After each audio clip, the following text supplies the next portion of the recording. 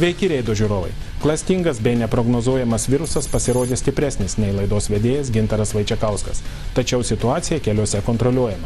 Deja, net ir siaučiant gripams bei virusams, įvykių gatvėse nemažėja. Taigi, savaitės skaičiai. Kelių policijos biuro pareigūnai užregistravo 22 eismo įvykius, jų metu 2 eismo dalyviai buvo sužaloti, 1 eismo įvykis įvyko dėl neblaivaus vairuotojo kaltės, išaiškinta 495 kelių eismo taisyklių pažeidėjai, iš kurių 25 vairuotojai buvo neblaivūs. Šiandien reidas bus ypatingas, nes turėsite retą progą pamatyti istorinius kadrus. Pirmąją ir antrąją reido laidas, nufilmuotas prieš 11 metų. Žiūrime ir po to vėl susitinkame. Reidas tai bendras projektas su kelių policija, nes mašinų daugėja, o protingai važiuojančių mažėja. Greitoji pasiėmė, taip supratau. Klaipėdos kelių policija. Budėtojų dalis. Čia ištisą parą priimami iškvietimai į įvykio vietas. Koordinuojami 4 policijos ekipažų budinčių mieste veiksmai. Klaipėdos kelių policija jau 2 metus vadovauja komisaras Saulius Švėgžda. Išsilavinimas universitetinis. 17 metų kelių policijoje. Ir šie metai prasidėjo kaip ir nieko neįsiskiriantis iš kitų. Šie metai prasidėjo taip, kaip ir visi prieš tai buvę. Nieko jai neišsiskyrė, ko gero pagelbėjo ir oro sąlygos mums, kad tai kalba apie avaringumo būklę.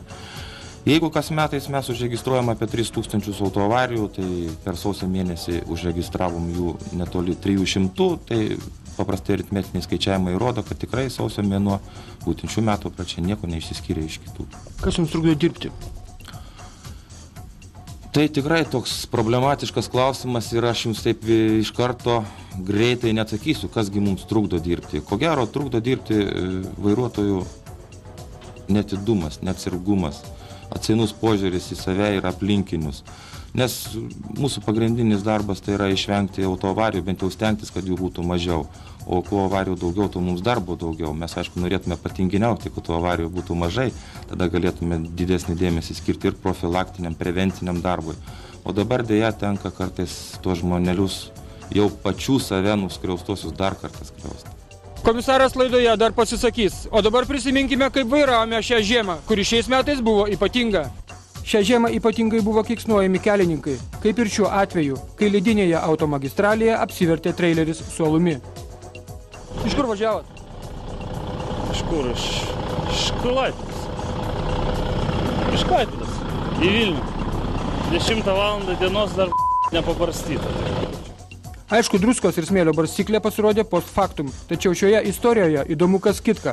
Štai žiopliai norėjo pažiūrėti į apvirtusį sunkvežimį. Vienas stabtelėjo, kitas įvažiavo jam į galą. Kita situacija. Kretingos miškininkai pabandė sniego pusnį įveikti, lyg tai būtų vasara ir... Čia stabdymo nėra. Čiuožtų.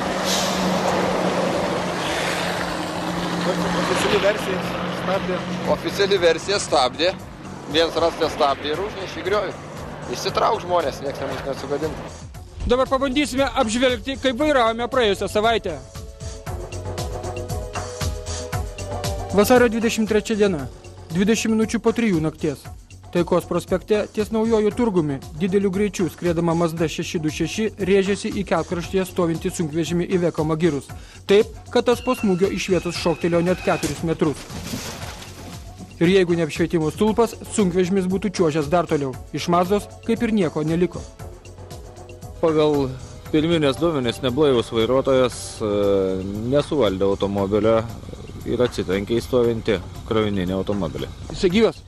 Taip, gyvas. Vairuotojui galim pasakyti, kad sunkių pasekmių nenutiko, galva biškį prasiskėlė ir tiek.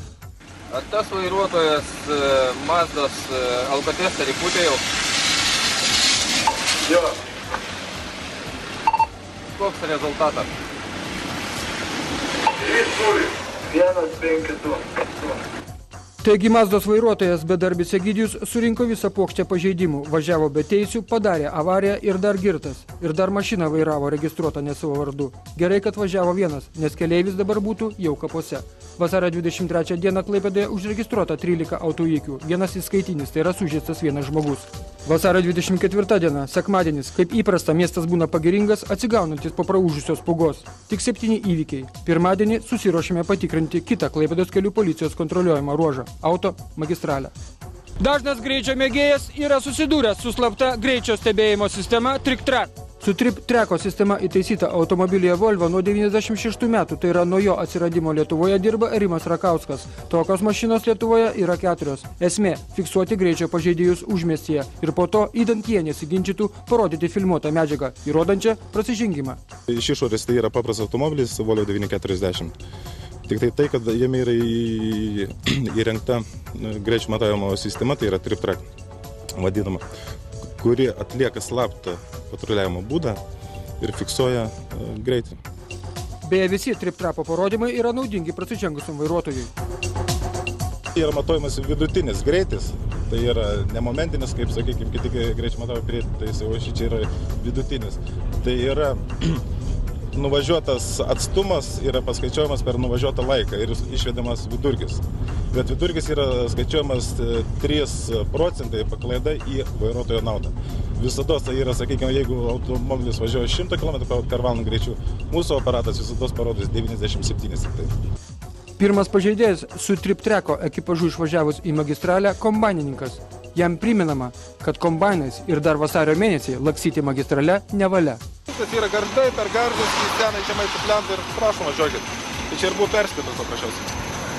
Neužilgo užkliuvo kiek rimtesni pažeidėjai, išdrįsę tokiu oru lakstyti magistrale. Audi markės automobilis, fiksuojam nuo kelio žymėjimo brūkšnės linijos, 127 km per valandą, leismas 110, mūsų greitis 130. Starto minėtą automobilį, Kauno registracijos numerį.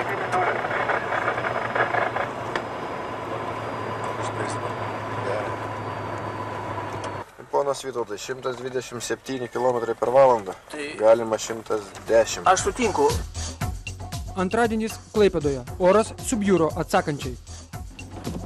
Ši avarija tai niekis palyginus su kitomis nutikosiomis tą vakarą. Vienas sustojo nusivalyti langų, o seniuks važiuodamas atbulas jam bakstelėjo. Tuo tarpu 18 val. Palangos plente nuo kelio sankasos dėl slidžios dangos nulėkė nuo kelio palangiškių Ford Transit, kuriame į Klaipėdą važiavo 3 santechnikai. Laimė medikai apžiūrėję žmonės išvažiavo išjungtais švyturėliais. Suprask, viskas tvarka. Beveik tuo metu Klaipėdos Kretingos kelyje susidūrė 3 automobiliai. Priežastis ta pati – slidi kelio danga. Žmonės nenukentėjo.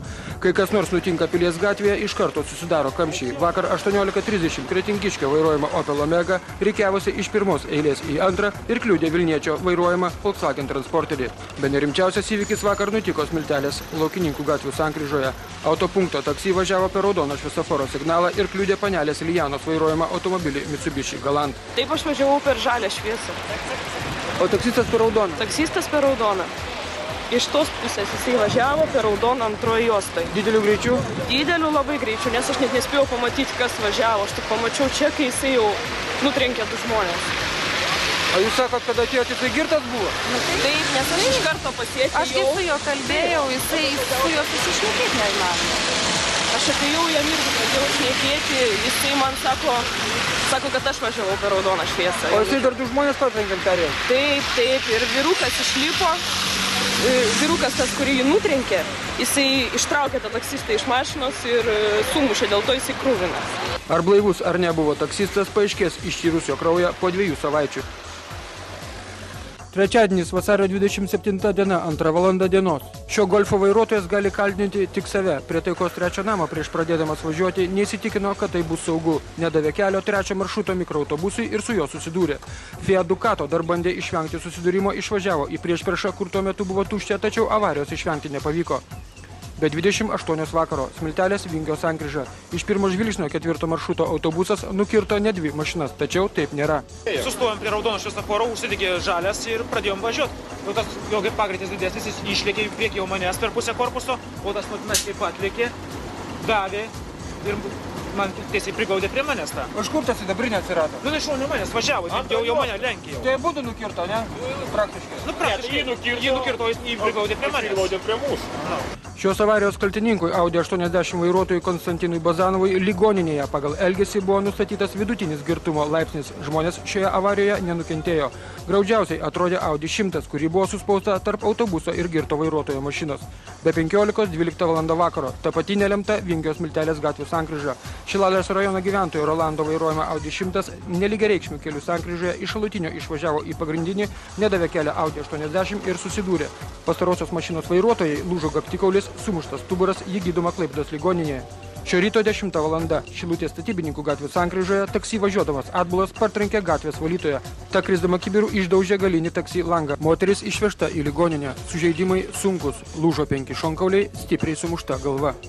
Ketvirtadienis 15 valandų 10 minučių pilietis Aleksandras vairuodamas BMW 525 Danės gatvėje išvažiavo į priešpriešinę eismo juostą ir rėžėsi į apšvietimo stulpą. Pats Aleksandras sako, kad jam pamaišė ponia Dangolės su Audi 100, kuri pradėjo manevrą į kairę. Ir jeigu ponas Aleksandras būtų trenkęsis į ponios Dangolės Audi, tai pastaroji vairuotoja būtų likusi kalta. Tačiau Aleksandras pasirinko kitą kelią, išvengdamas susidūrimo ir pats liko kaltas. Tokios taisyklės.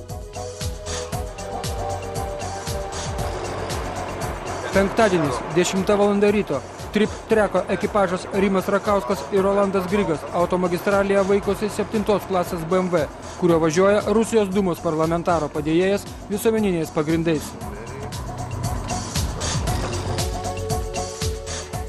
Не надо ничего не составлять. Не, ну такие правила.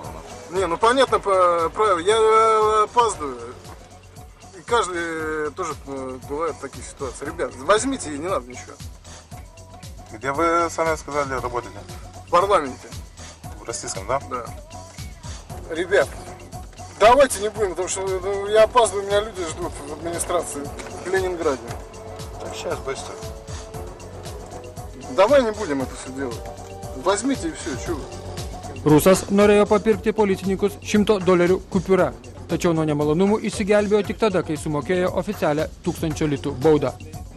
Penktadienio vakaras tikrų nemalonumų prisidirbo pilietis Leonidas, kuris su Honda Accord miesto centre ant Biržos tilto kliudė naują Ford Focus ir bandė bėgti, bet už 300 metrų buvo sulaikytas kelių policijos ekipažo. Kokia buvo situacija? Situacija važiavau, reiškia, parėjo iš priekio mašiną ir mane pusę metęs. Aš matai, mečiau dar į kitą pusę. Ir iškart smūgis ir jisai. Policija iš galo važiavo, suko pradėjo gauti, bet ten atblokavo. Už pusės kilometrų. Nu va, ten stovi.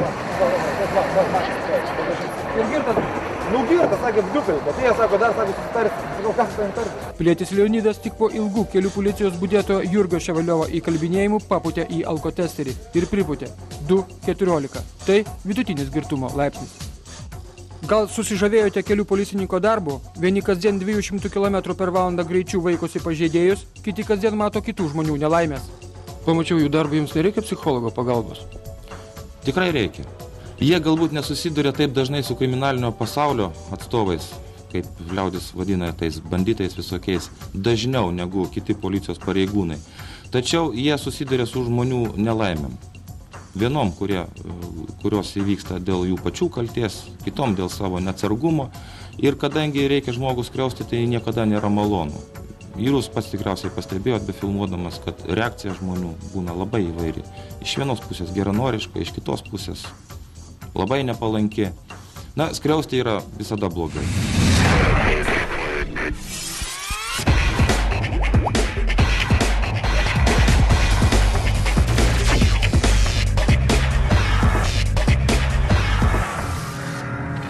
Tęsėme reidą. Laidos kūrybinė grupė jums vėl pateikė siurprizą.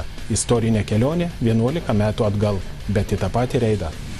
Sveiki, čia vis dar nauja ir jauna Baltikum televizijos laida Reidas. Tai laida apie tai, kaip mes nemokame vairuoti. Šiandien laidoje žiūrėkite. Vėl avarija unikaliausioje Lietuvoje žiedinėje Baltijos ir Taikos prospektų sankryžoje.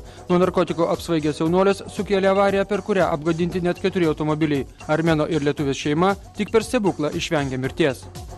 Tačiau apie viską iš eilės. Praėjusią savaitę Klaipėdoje išsiskyrė tuo, jog tik vienas neblaivus vairuotojas padarė tą įsimintiną avariją ant Biržos tilto, kai buvo trenktasi į naują Ford Focus. Po to bėgta. Galiausiai prasižengelio Honda Accord už 300 metrų nuo įvykio vietos kelių policijos buvo prispausta prie namo sienos. Ponas Leonidas padaręs avariją į alkotesterį pūstelėjo gerokai virš 2 promilių. Iki smigimo dar toli, bet kad atsakančiai prisidirbti, tai promilių pakanka. Sudaužytos 2 mašinos, o ir baudos už tokius darbus dabar viršė 4-ženklės sumas. Nuo praėjusios savaitės autoįvykius apžvelgia Klaipėdos kelių policijos vyresnysis inspektorius Gintaras Ramanauskas. Per praėjusią savaitę Klaipėdos kelių policija užregistravo 59 autoįvykius. Iš jų įvyko 4 įskaitinės autoavarijos, kurių metu buvo sužaloti 4 žmonės. Vienas vairuotojas padarė autoavariją būdamas neblaivus ir 3 vairuotojai pasišalino iš autoįvykio vietos. Iš viso buvo išaiškinti per savaitę 153 kelių eismo taisyklių pažeidimai, iš jų vairavo transporto priemonės neblaivus 19 vairuotojų ir 40 vairuotojų buvo nubausti už greičio viršijimą. Tai yra daug ar ne? Taip, tai ko gero yra daugokai.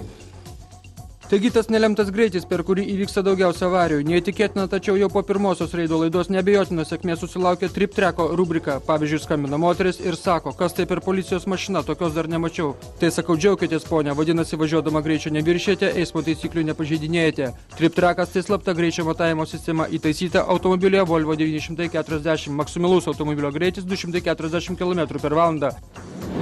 Staigiai stabdysim, galite laikytis. Ekipažas pastovus policininkas Rimas Rakauskas ir vyresnysis policininkas Rolandas Grigas. Šiandien prisiminsime tik vieną Trip Treko istoriją. Didžiausias greitis buvo prieš porą metų 243 km/h, jeigu aš neapsirinku. BMW buvo 7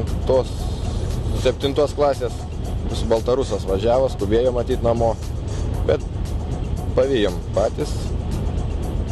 Ir tai buvo didžiausias greitis faktiškai fiksuotas, 243 km/h. Bet fiksavimą pradėjome ties Gargždų miestu, o jį mes sulaikėme, tai yra 82 km, tai netoli Kryžkalnio. Buvo viskas užfiksuota, žmogus grįžo į Klaipėdą, susimokėjo nuobaudą, viskas kaip priklauso. Ir kokia tai bauda? Bauda tada buvo 1000 litų. O dabar kokios baudos? Dabar už tokį greitį tada viršijimas yra didesnis kaip 50 km/h, bauda yra nuo 1000 iki 1500 ir 8 baudos balai tuo pačiu. Mažesnis greitis, tai reiškia viršijimas nuo 30 iki 50 km/h, tai yra nuo 3 iki 500 litų su 6 baudos balais. Nuo 20 iki 30 km/h viršijimas yra nuo 150 iki 300 su 4 balais. Nuo 10 iki 20 50-100 litų ir 1 balas. Aišku, geriausia balų neturėti ir pinigų baudoms nelaidyti. Na, o per visą savaitgalį mieste užfiksuota tik 16 autoįvykių, kaip paprastai tai būna vienos dienos vidurkis. Pirmadienis irgi buvo ramus, jeigu neskaityti šios vandentiekio avarijos. Galgi klaipėdiškiai atsiliepė į bendrovės Lietuvos draudimas surinktą akciją konkursą, kurio tikslas – kuo mažiau avarijų, aukų ir sužalojimų. Pagrindinis konkurso prizas 50 000 litų atiteks tai šalies savivaldybei, kurioje kovo mėnesį įvyks mažiausiai avarijų skaičiuojant 10 000 gyventojų. Jeigu laimė nusišypsotų Klaipėdos savivaldybei, tai galime pasvajoti už tos pinigus užtaisytų kokias 3, na gal 5 duobes miesto gatvėse. Aš norėjau atkreipdėmėsi, kad apžvelgus tą, proanalizavus autoįvykius, jų priežastis, labai daug autoįvykių įvyksta, kada vairuotojai įvažiuoja į gatvėje atsiradusias duobes. Ir todėl norėčiau atkreipti vairuotojų dėmesį, kad vairuotojai savo transporto priemonės atidžiau. Ir tik tai tas tikrai gali apsaugoti nuo apgadintų mašinų. Nuo valandą stebint šį netikėtai atsiradusi vandens kliūčių ruožą prie Minijos 87 namo įsitikinome, kad jo neįveikė tik viena mašina. O ko taip neatsargiai važiavo per tą balą? Mano visą laiką, aš nežinau, kad tokia mano, ką. Vieno arklio jėgos neužteko, kad jį atsibūstų. Gerai, kad yra dar supratingų vaikinų, kurie už tai, kad pakliūtų į televizoriaus ekraną, buvo pasiryžę nustumti užpiltą automobilį nors iki girulių.